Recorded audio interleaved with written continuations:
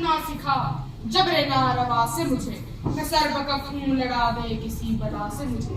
सदैव जीरो का आंखें बंद रहती हूँ तो इन ख्यालात के हामी 66 साल पहले गुलामी की जंजीरों में जकड़े मुसलमानों के किनारे से। पाकिस्तान का मतलब क्या है? ला इलाहा इल्लल्लाह। और कायद का कौल याद आता है, ईमान, इत्तेहाद, तंजीम, जो मेरी आज की तकरीर का उन्वान भी है।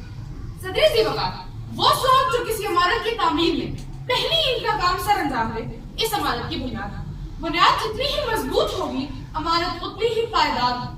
पाकिस्तान की इमारत के कयाम में जिस सोच ने अव्वलीन ईंट का काम सर अंजाम दिया, वो है ईमान, इत्तेहाद, तंजीम। सदर जी वकार, जरा सोचिए, पाकिस्तान हासिल करने का मकसद क्या था? क्या ये नहीं था कि हम इस्लामी उसूलों के मुताबिक अपनी जिंदगी गुजारें, नज़्म व ज़ब्त को अपनी इंफरादी और इज्तिमाई जिंदगी का अटूट अंग बना लें?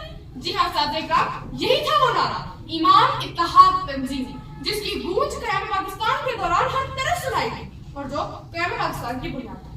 स्वदेशी होकर नजर दौड़ाइए अपने इर्द-गिर्द, गौर कीजिए, आज अपने ईमान पर कहाँ खड़े हैं हम? मुसलमान कौन है?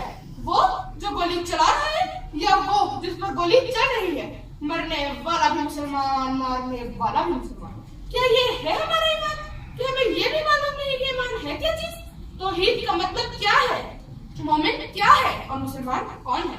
बकौल शायर, मुफलिस शहर को धनवान से डर लगता है, पर न धनवान को रहमान से डर लगता है। अब कहाँ है सार अखुवत को मदीने जैसी, अब तो मुस्लिम को मुसलमान से डर लगता है।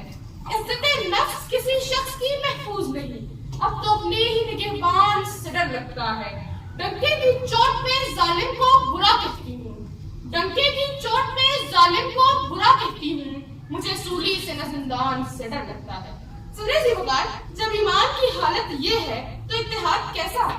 बकौल शायर, अखुवत इसको कहते हैं चुभे कांटा जो काबुल में, अखुवत इसको कहते हैं चुभे कांटा जो काबुल में, तो दिल्ली का हर एक पीरो जहाँ बेताब हो जाए।